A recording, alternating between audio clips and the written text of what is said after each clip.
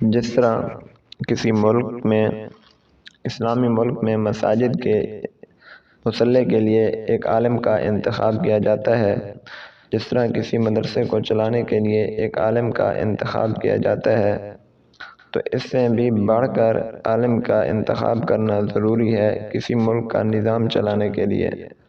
اس کی وجہ یہ ہے کہ ایک مسجد میں اگر کوئی غیر عالم متعین ہو گیا نماز پڑھانے کے لیے، تو اگر نماز نہیں ہوگی، درست نہیں ہوگی، تو کم از کم ایک مسجد کے نمازیوں کی نماز درست نہیں ہوگی۔ لیکن جب کسی ملک کا صدر غیر عالم بن جائے تو اس پورے ملک کا نظام خراب ہو جائے گا۔ اس لیے کہ سیاست کا معنی ہے نظم و نسق، انتظام کرنا، سنبھالنا، کسی نظام کو چلانا۔ تو اس کے لیے قدم قدم پر شریعت کی رہنمائی کی ضرورت پڑتی ہے۔ ایک ملک کا جو صدر ہوتا ہے یا وزیر اعظم ہوتا ہے یا وزیر اعلیٰ ہوتا ہے، اس کے ماتحت مختلف قسم کے لوگ ہوتے ہیں، اس کے سامنے مختلف قسم کے مسائل ہوتے ہیں۔ اب ان مسائل کو حل کرنا شریعت کی روشنی میں یہ وہی آدمی ہی کر سکتا ہے جس کے پاس کم از کم شریعت کا علم ہو، جس کو کم از کم اتنا تو پتہ ہو کہ شریعت میں اس مسئلے کی تحقیق کس طرح کرنی ہے، یا تحقیق کرنی ہی ہے یا نہیں کرنی۔ تو کم از کم اتنا تو پتہ ہو، جو عالم دین ہوگا اگرچہ اس کو شریعت کے سارے مسائل بیک وقت یاد نہیں ہوں گے، لیکن کم از کم اتنا تو پتہ ہوگا کہ فلاں مسئلہ دیکھنا ہے یا فلاں مسئلے کی مزید تحقیق کرنی ہے، یہ اس کو اپنی جہالت کا تو کم از کم پتہ ہوگا۔ اور ملک پاکستان میں یا کسی بھی اسلامی ملک میں سب سے اہم چیز جو ہوتی ہے وہ اس ملک کی میں جو شریعت نافذ ہے، جو شریعت ہے، دین اسلام ہے، اس کے بنیادی چیزوں کو ملک میں نافذ کرنا ضروری ہوتا ہے، اور اس دین کی بنیادی چیزوں کا علم ایک عالم کے پاس ہوتا ہے۔ اس لیے ملک کا صحیح نظام ایک عالم ہی چلا سکتا ہے۔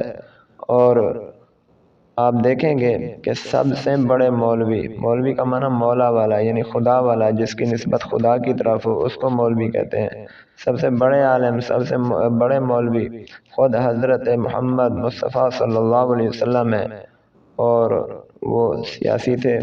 آپ صلی اللہ علیہ وسلم بھی سیاسی تھے، یعنی سیاست کے ساتھ آپ صلی اللہ علیہ وسلم کا تعلق تھا۔ یعنی یہ والی سیاست مراد نہ لیں آپ، جس میں آج کل سیاست کا یہ معنی بن چکا ہے کہ دل میں کوئی اور بات ہوتی ہے، ظاہراً کوئی اور بات ہوتی ہے، اسی کو سیاست کہہ دیتے ہیں، جبکہ حقیقت میں سیاست کا مطلب یہ نہیں ہے۔ سیاست کا مطلب میں نے بتا دیا آپ کو، اس کا مطلب ہے انتظام چلانا، بندوبست کرنا، نظام سنبھالنا۔ تو سب سے بڑے سیاسی آپ صلی اللہ علیہ وسلم کی ذات مبارکہ ہے۔ اس کے بعد حضرت ابوبکر صدیق رضی اللہ تعالیٰ عنہ نے بھی سیاست فرمائی ہے، انہوں نے بھی سیاست کی ہے، اور انہی کی سیاست کا نتیجہ تھا کہ اسلام 11 لاکھ مربع میل تک اسلامی نظام قائم ہوا۔ اور اس کے بعد حضرت عمر فاروق رضی اللہ تعالیٰ عنہ نے بھی سیاست فرمائی ہے، اور ان کی سیاست کی برکت ہی تھی اسلام 22 لاکھ مربع میل پر اسلام نافذ ہوا، اور اتنا خوشحالی پھیل گئی، اتنا خوشحالی ہو گئی، کوئی زکوٰۃ لینے والا نہیں ملتا تھا۔ اس کے بعد حضرت عثمان غنی رضی اللہ تعالیٰ عنہ نے بھی سیاست فرمائی، جو وقت کے سب سے بڑے عالم تھے، لیکن ان کی سیاست کی بھی یہی برکت ہی تھی کہ اسلام جو ہے 44 لاکھ مربع میل پر پھیلا۔ ان کے بعد حضرت امیر معاویہ رضی اللہ تعالیٰ عنہ، حضرت علی رضی اللہ تعالیٰ عنہ، ان حضرات نے بھی سیاست فرمائی، تو اسلام انہی کی سیاست کی برکت سے پھیلتا گیا۔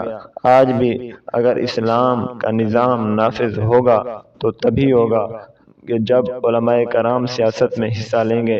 اس لیے علماء کرام سے گزارش ہے، جس طرح مصلی کو ضروری سمجھتے ہیں، جس طرح اپنے لیے وہ مدارس کے کام کو ضروری سمجھتے ہیں، سیاست کے کام کو بھی اپنے لیے ضروری سمجھیں۔ اور عوام سے گزارش ہے، جس طرح مصلی کے لیے ایک عالم دین کا انتخاب کرتے ہو، جس طرح مدارس کے لیے ایک عالم دین کا انتخاب کرتے ہو، تو اسی طرح سیاست کے لیے بھی ایک عالم دین کا بھی انتخاب کرنا ہوگا، تب جا کر ملک کا اجتماعی نظام درست ہوگا۔ اللہ تبارک و تعالی ہمیں ان باتوں پر عمل کرنے کی توفیق نصیب فرمائے۔